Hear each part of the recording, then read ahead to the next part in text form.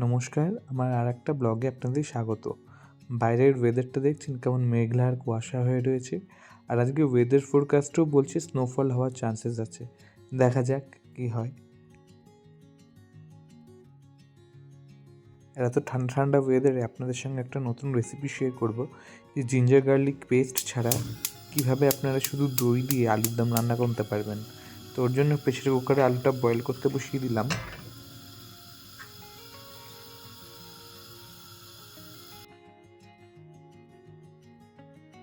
আলু বয়েল হয়ে গেছে, এবার একটা ফ্রাইং প্যানে একটু পেঁয়াজ ফ্রাই করে নেব। তো আমি প্রথমে তেলের মধ্যে জিরে ফোড়ন দেবো না, বিকজ জিরেটা বেশি কালো হয়ে যাবে। ওই জন্য প্রথমে পেঁয়াজটা ভেজে নিয়ে যখন আধ ভাজা হয়ে যাবে তারপরে জিরেটা দেবো।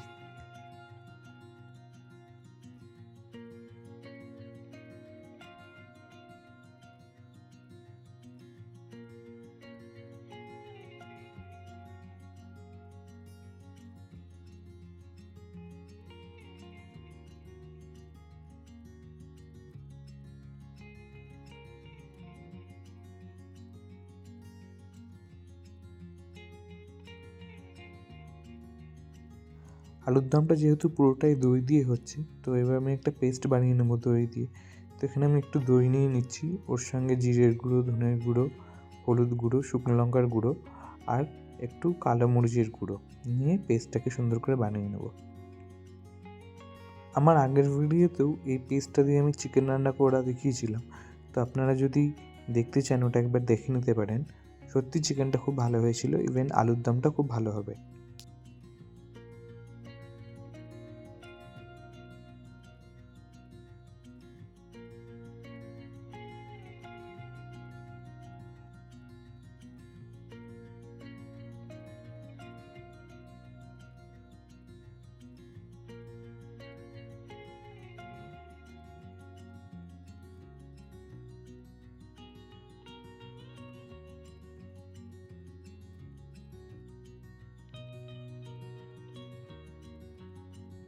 আর এই পেস্টে একটুখানি সর্ষের তেলও দিলাম, যাতে ফ্লেভারটা আরও এনহ্যান্স হয়।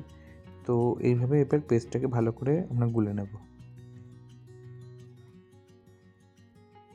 পেঁয়াজ মোটামুটি ভাজা হয়ে গেছে, এবার আমি জিরেটা দিয়ে দেবো এর মধ্যে, গোটা জিরেটা। তারপরে একটু নাড়াচাড়া করে নিয়ে তারপরে দইয়ের পেস্টটাও অ্যাড করবো এতে।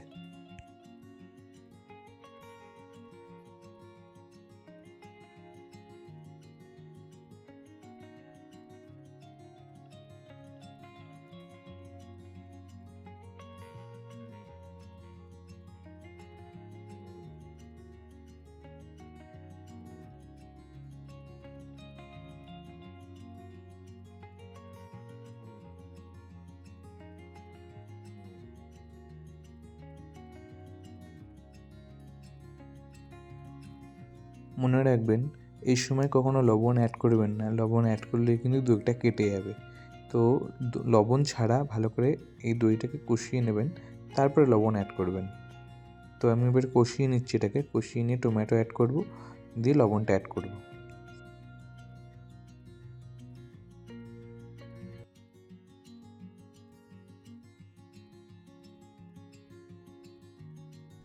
দেখছেন দই থেকে কেমন তেল ছেড়েছে, তার মানে দইটা প্রপার কুক হয়ে গেছে। এবার আপনি লবণ এতে অ্যাড করতেই পারেন। তো আমি লবণ আর টমেটো অ্যাড করে দিচ্ছি।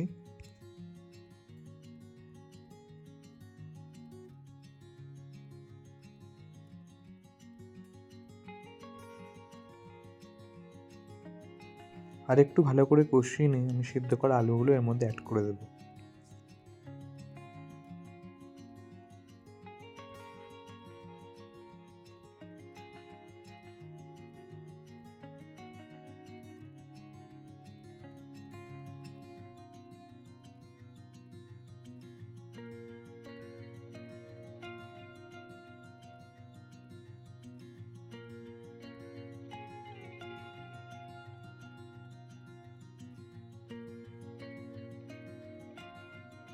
আলুগুলো দেওয়ার সময় আমার মনে হয়েছে একটু জলটা শুকিয়ে গেছে, মানে একটু শুকনো হয়ে গেছিলো।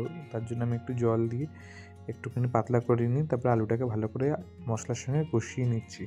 আর বাই দ্য ওয়ে, এইটা তো আলুর দম বলা চলে না, এটাকে দই আলু আমি নাম দিয়েছি, দহি আলু। তো আপনারা এটাকে কী নাম দেবেন তো আমাকে কমেন্টসে অবশ্যই জানাবেন, আর এটা অবশ্যই ট্রাই করবেন। তো এবার দেখুন আলুর দমটা মোটামুটি এখানে তৈরি হয়ে গেছে, খুব তাড়াতাড়ি হয়ে যায়, সময় লাগে না। তো এখানে আমি একটু হাতায় করে ঘি নিয়ে নিয়েছি, ঘির মধ্যে একটু জিরে আর রেড চিলি পাউডার দেবো। এখানে আপনারা চাইলে অবশ্যই একটু হিং ব্যবহার করতে পারেন, তো আমার কাছে হিং ছিল না, তো আমি এখানে এমনি এটা এরকম ব্যবহার করছি, এতেও খেতে খুব সুন্দর হবে।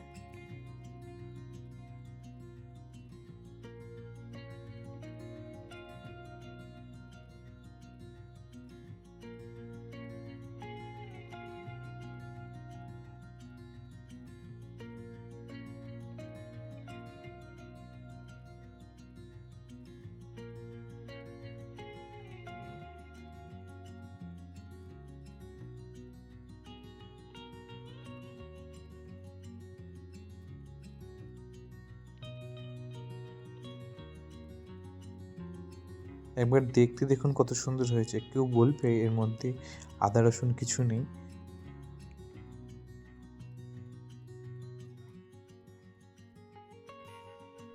অবশ্যই বাড়িতে ট্রাই করবেন আর আমাকে অবশ্যই জানাবেন কেমন হয়েছে। সময় দুপুর 1টা, বেরিয়ে পড়েছি ডিউটির জন্য। বাইরেটা দেখুন, দুপুরবেলা 1টা, কে বলবে এটা? চারিপাশে এত কুয়াশার, এত ঠান্ডা, মানে হাত বাইরেই রাখা যাচ্ছে না। আর এনাদের দেখাই, এনারা হচ্ছে আমার ডিপার্টমেন্টে কাজ করে, আমরা একসঙ্গে কাজ করি, খুব ভালো এরা। আর দেখুন ডিউটি শেষ হয়ে গেছে, তারপরে বাইরে বেরিয়ে দেখি এরকম অবস্থা, কি অসাধারণ লাগছে। প্রথম এরকম ফার্স্ট স্নোফল আমি সামনাসামনি এরকম দেখছি। স্নো দেখেছি বাট স্নোফল দেখিনি কখনো। অসাধারণ এক অভিজ্ঞতা হলো আজকে রাতের বেলা, তাই ভাবলাম আপনাদেরকেও এই সুন্দর মুহূর্ত সাক্ষী রেখে দিই।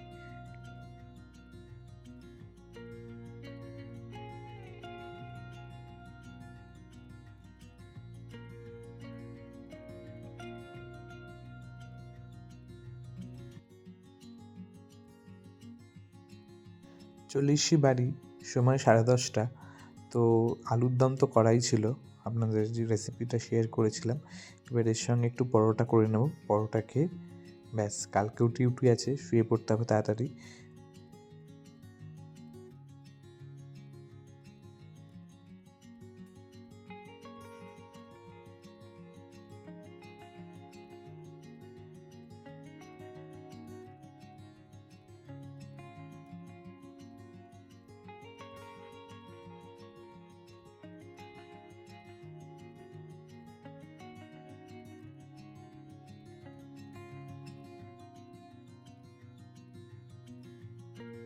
ব্যাস পরোটা করা রেডি।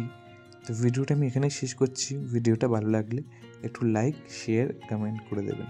ভালো থাকবেন, সুস্থ থাকবেন।